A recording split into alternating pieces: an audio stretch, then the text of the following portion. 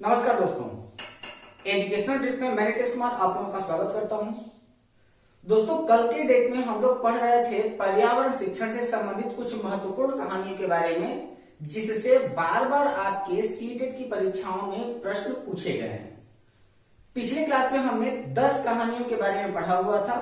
आज हम लोग कुछ और आगे की कहानियों के बारे में पढ़ते हैं। तो सबसे पहले है आपकी कहानी नंबर 11 और वो है आपका पहाड़ों से समुद्र तक। ठीक है, तो दोस्तों ये जो आपकी कहानी पहाड़ों से समुद्र तक है, तो इस कहानी का जो मुख्य उद्देश्य है वह बच्चों को जल प्रदूषण के बारे में शिक्षा देने से संबंधित है। ये कहानी कहती है कि जब कोई भी नदी जब कहीं भी पहाड़ों से निकलती है तो वहां पर उसका पानी जो होता है वो साफ होता है। उस समय में उस पानी का उपयोग हम लोग पीने के लिए कर सकते हैं। लेकिन जैसे ही वो पानी मैदानी क्षेत्रों में प्रवेश करती है, तब वहां पर होता क्या है कि बसाव के क्षेत्रों में आने पर नदियों में नाले, औद्योगिक अपशिष्ट, कूड़े कचरे, गंदा पानी उसमें प्रवाहित करना प्रारंभ कर दिया जाता है। तो जिसकी वजह से धीरे धीरे वह पानी जो होता है वह प्रदूषित हो जाता है और उस पानी का रंग बदल जाता है। अब हम लोग उस पानी का उपयोग पीने के लिए नहीं कर सकते हैं। ठीक है, चलिए अब अगली बात हम लोग करते हैं कहानी नंबर 12 और वो है आपका बसवा का खेत। बसवा का खेत जो है वो किसानों की समस्या से परिचित कराने के लिए कहानी में डाला गया है। इसका तात्पर्य यह होता है कि यहाँ पर एक किसान है जिसका नाम है बसवा। बसवा नाम का जो किसान है वह प्याज की खेती करता है, और जब प्याज की वो खेती करता है तो उस समय वो करता क्या है कि प्याज को उगाने का सबसे उपयुक्त महीना जो होता है वो जुलाई होता है। मैंने आपको पहले भी बताया है कि किसान जो होता है वो किस तरीके से काम करता है, यानी कि पहले वो बीजों को बोता है, बीजों का अंकुरण होता है, फसलों की वो गुड़ाई या निराई करता है। इसके पश्चात जब फसल हो जाती है तो ओसान विधि से या फिर अन्य विधियों से वह भूसे से बीज को अलग कर लेता है। तो ये जो आपका बसवा है, जब वो प्याज की खेती करता है तो प्याज को उगाने का सबसे उपयुक्त महीना जो है वह जुलाई माना जाता है। ठीक है, जब प्याज की खेती कर दी जाती है तो इसके बाद जब प्याज हो जाती है तो वो उस समय प्याज की खेती को करने के लिए, यानी कि खेत को बनाने के लिए, खेत की गुड़ाई करने के लिए, खेत की खुदाई करने के लिए वह जिस यंत्र का उपयोग करता है उसे हम लोग कहते हैं क्या? उसे हम लोग कहते हैं कुरीगे। कुरीगे का मतलब होता है हल या फिर कुदाल।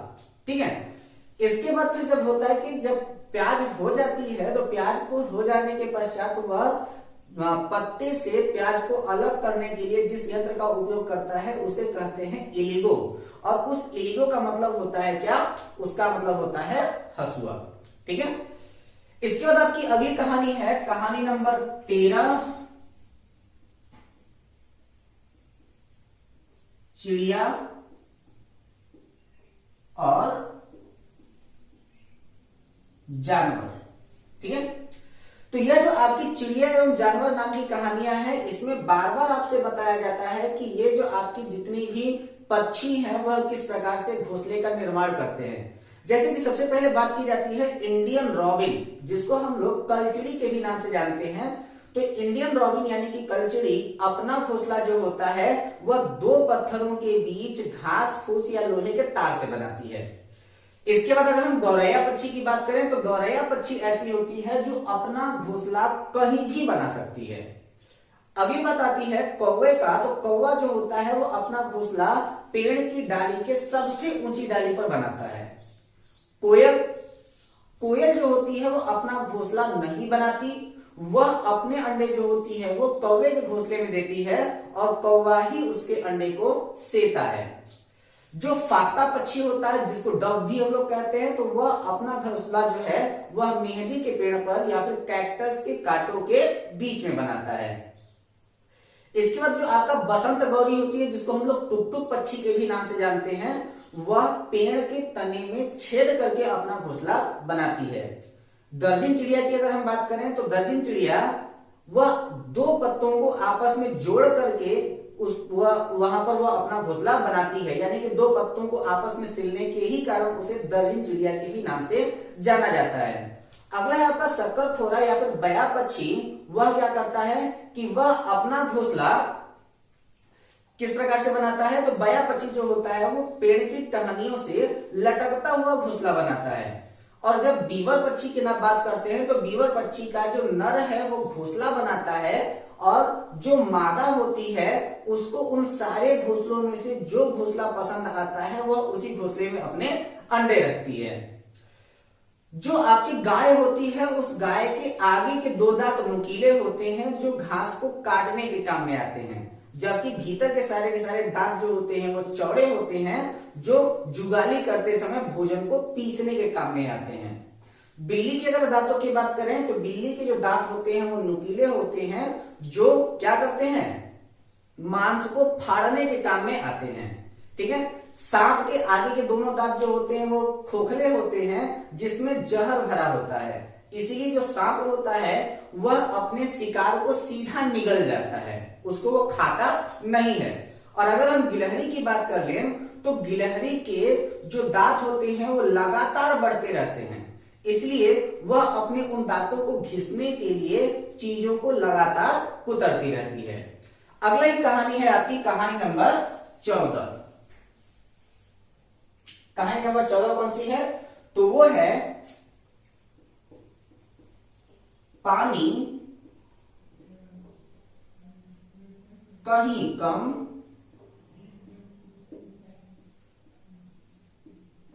कहीं ज्यादा।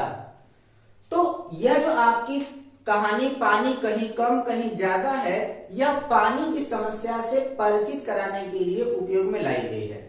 जैसे कि इसके लिए कहा जाता है कि एक परिवार होता है, उस परिवार में किसी मेहमान का आगमन होता है।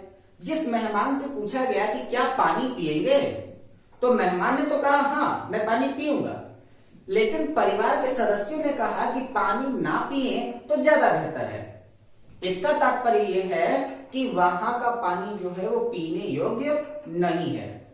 अगली बात आती है कि एक गांव था, उस गांव में पानी पीने का केवल एक ही स्रोत था, और जब वह स्रोत सूख गया तो वहां के लोगों को अपना गांव छोड़ करके दूसरे गांव जाना पड़ा। इसका तात्पर्य यह है कि यदि पानी समाप्त हो जाए तो हमें भी अपना घर छोड़ना पड़ जाएगा। अगर हम पानी की समस्या को थोड़ा सा और जटिल रूप से देखें तो यहां पर होता क्या है कि शहरों में पानी की सबसे अधिक समस्या है, जहां पर पानी के आने का एक निर्धारित समय होता है, लेकिन जब उन्हीं जगहों पर पानी अधिक होता है तो वहां पर लोग पानी को बहुत ज्यादा नुकसान करते हैं। तो इसी चीज से प्रेरणा लेने लायक होती है कि कर्नाटक में एक गांव है जिसका नाम होलगुंडी नाम का गांव है। तो कर्नाटक के होलगुंडी गांव में एक संघ है जिसे भीमा संघ के नाम से जाना जाता है। तो कर्नाटक के होलगुंडी गांव में जो आपका भीमा संघ है, वहां पर एक उस भीमा संघ में बच्चे और बूढ़े दोनों शामिल होते हैं। अब ये लोग क्या करते हैं कि ये लोग जल का संरक्षण करने का काम करते हैं। तो अगर आपसे पूछा जाए कि जल का संरक्षण कौन करता है, तो जल का संरक्षण कौन करता है, तो भीमा संघ के जो सदस्य हैं वो जल का संरक्षण करने का कार्य करते हैं। ठीक है। इसके बाद आपकी कहानी आती है कहानी नंबर 15। कहानी का नाम है जड़ों की जाल। ठीक है।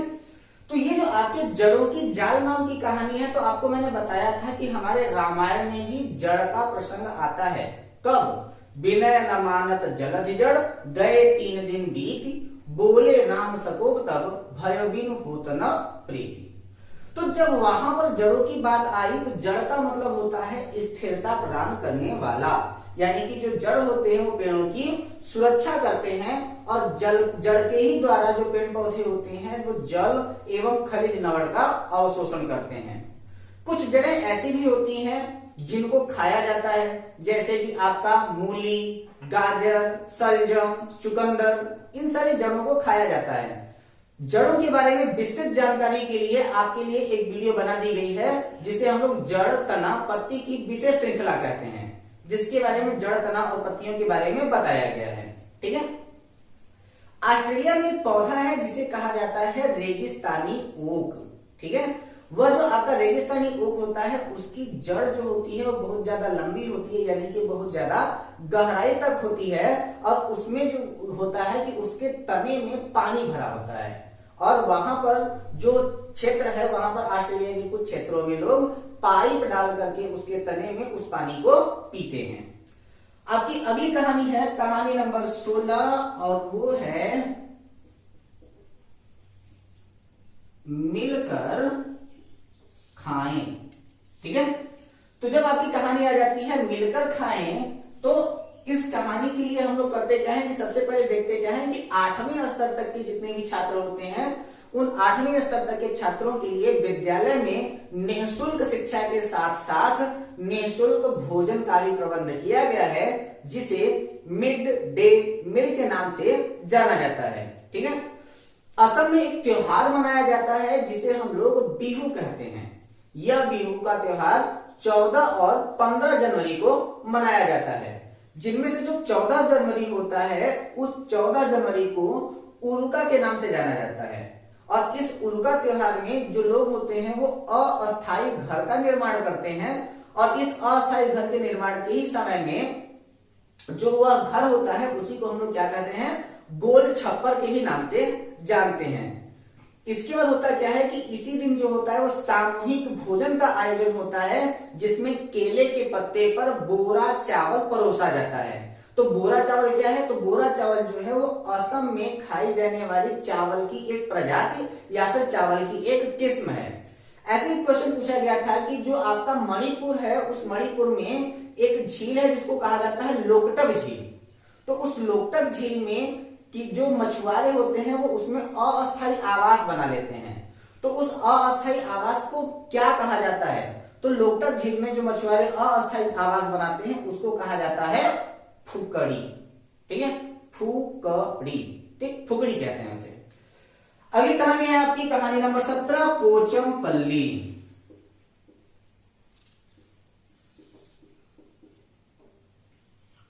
कहानी नंबर 17 और वो है आपकी क्या, पोचमपल्ली। ठीक है।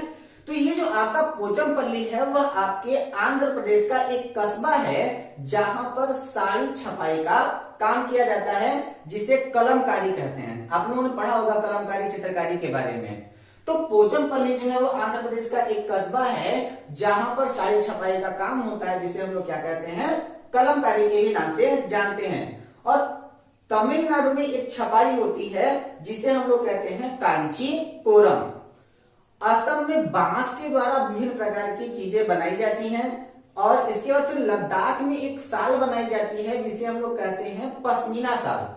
वह पश्मीना साल जो होती है वो पश्मीना बकरी के बाल से बनाई जाती है। वह सामान्य साल से लगभग 6 गुना ज्यादा गर्मी देती है और उसे हाथ से बुनने में लगभग 250 घंटे का समय लग जाता है। ठीक है।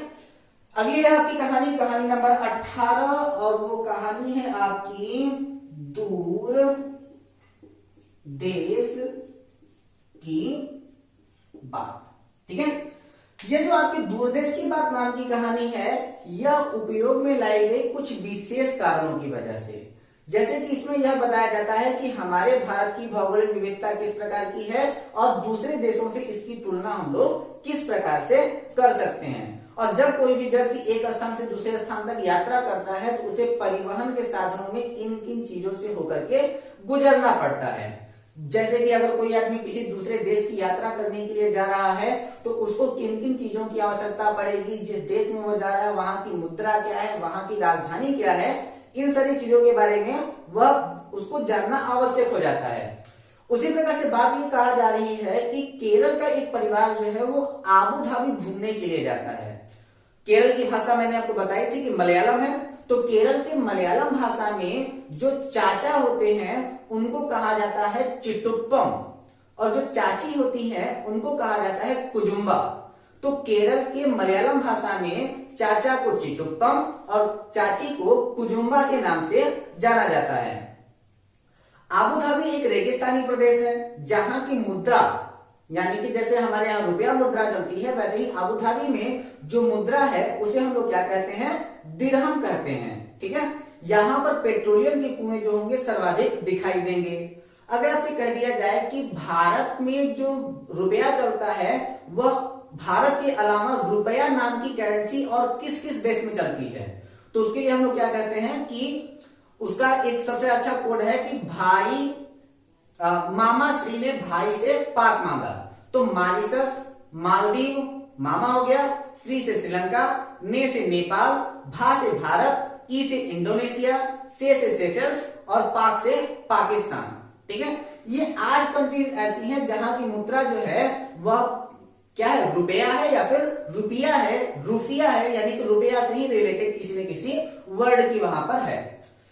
इसके बाद है आपकी कहानी नंबर 19 और वो है आपकी मसाला। ठीक है, तो जब कहानी मसाला की हो तो यहां पर हम लोग क्या कहते हैं कि मसाले का बगीचा जो है वो केरल को कहा जाता है। अब इसी में होता क्या है कि भोजन में रंग बदलने का काम किसका है, तो भोजन में रंग बदलने का काम हल्दी का होता है। भोजन को तीखा बनाने का काम किसका है, तो लाल मिर्च का होता है। इसके बाद फिर भोजन में सुगंध फैलाने का काम जीरा का होता है। भोजन में हाजमे का काम जो है वो सौंफ करता है। भोजन में मसाले की कली के रूप में जिस अगर किसी का उपयोग किया जाता है तो वह होता है लौंग।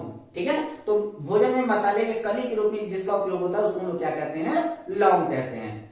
अगला है आपका कहानी नंबर 20 और वो है जानवरों की विशेषता। ठीक है, तो अब ये जानवरों की विशेषताओं में होता क्या है कि कई प्रकार के जानवर होते हैं, जैसे कि हमारी आपकी कोई ना कोई महत्वपूर्ण विशेषताएं हैं, उसी प्रकार से जानवरों की भी कुछ न कुछ महत्वपूर्ण विशेषताएं होती हैं। जैसे चींटियां जो होती हैं वो एक विशेष प्रकार का गंध छोड़ती हैं, जिससे उसके पीछे की चींटियां जो होती हैं उस गंध के द्वारा उसको भाप लेती हैं, क्योंकि सभी जानते हैं कि चींटियां अंधी होती हैं, वो देख नहीं सकती हैं। तो वो क्या करती हैं कि एक गंध छोड़ती रहती हैं, जिसको दूसरी चींटियां जो होती हैं वो पहचान जाती हैं। इसके बाद जो होता है कि चींटी के बिल के पास में 2 पहरेदार चींटियां होती हैं।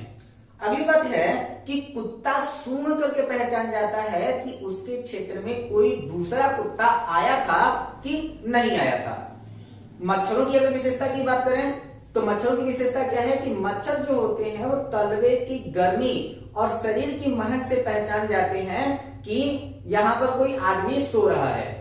मछलियां जल में एक विशेष प्रकार की ध्वनि तरंगे छोड़ती हैं, जिसे दूसरी मछलियां पहचान जाती हैं। अगली बात है क्या कि रेशम का कीड़ा जो होता है वो अपनी मादा को कई किलोमीटर दूर से पहचान जाता है। ठीक है, रेशम के कीड़े अपनी मादा को कई किलोमीटर दूर तक से पहचान जाते हैं। सभी के सभी जानवर होते हैं वो एक विशेष परिस्थिति में एक विशेष प्रकार की आवाज निकालते हैं। जैसे कि अगर आप कुत्ते को ले लीजिए तो कुत्ता जब अपना मालिक को देखता है तो कितने प्यार से बोलता है। छोटे से पिल्ले को ले लीजिए तो वह किस तरीके से बोलता है। जब किसी के ऊपर उसे गुस्सा आता है तो वह किस तरीके से गुर्रा करके बोलता है। जब किसी के ऊपर भौंकना होता है तो वह किस प्रकार से भौंकता है। इन सारी चीजों के बारे में एक सबसे बड़ी बात यह होती है कि अंडमान निकोबार में सन 2004 में जब सुनामी आई तो वहां के जो लोग हैं वो ओंग और जारवा जनजाति के लोग हैं, आदिवासी श्रेणी के हैं। तो जब सन 2004 में सुनामी आई तो उन्हें इस बात का आभास पहले ही हो गया था और वो सुरक्षित स्थानों पर पहले ही चले गए थे। अधिकांश जानवरों को रात्रि में जो चीजें होती हैं वो ब्लैक एंड व्हाइट दिखाई देती है। गिद्ध, चील और कौन सा है, बाज, ये जो होते हैं वो हम लोगों से लगभग 4 गुना ज्यादा दूरी तक देख सकते हैं।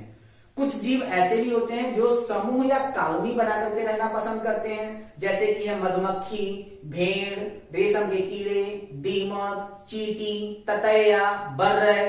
ये सब ऐसे जीव हैं जो झुंड में कॉलोनी बना करके रहते हैं, झुंड में रहते हैं या फिर कॉलोनी बना करके रहते हैं।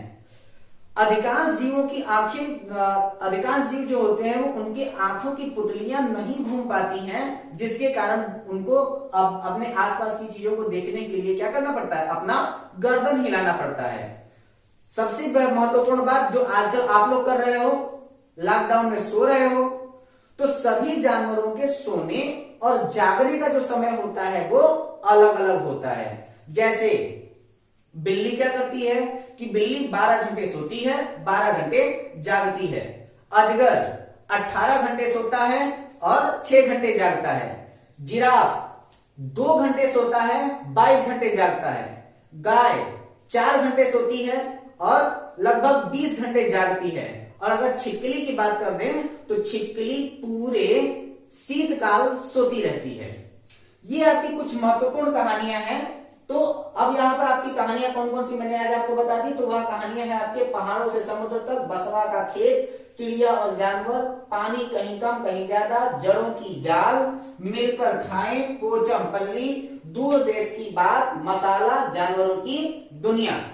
हम आशा करते हैं कि आपको यह वीडियो पसंद आई होगी और इस वीडियो से जितने भी आपके मैं कहानियां बता रहा हूं इन सभी कहानियों से सी-टेट में प्रश्न पूछे जाते हैं, अनिवार्य रूप से पूछे जाते हैं। तो आप लोग इस सारे के सारे वीडियो के जितने भी फैक्ट्स हैं उनको आप नोट करते चलें और अपनी एक अच्छी सी नोट्स बनाते रहें। साथ ही साथ अगर आपको हमारी यह वीडियो पसंद आई हो तो हमारे इस वीडियो को लाइक करना और अपने राय को कमेंट में देना बिल्कुल भी ना भूलें। यदि आप हमारे इस चैनल के ऊपर नए हैं तो हमारे इस चैनल को सब्सक्राइब करें तथा साथ ही साथ बेल आइकन जरूर दबा दें और हमारी इस वीडियो को ज्यादा से ज्यादा लोगों को शेयर करें। घर पे रहें, स्वस्थ रहें, हंसते रहें, मुस्कुराते रहें और अपना और अपनों का ख्याल रखें। धन्यवाद।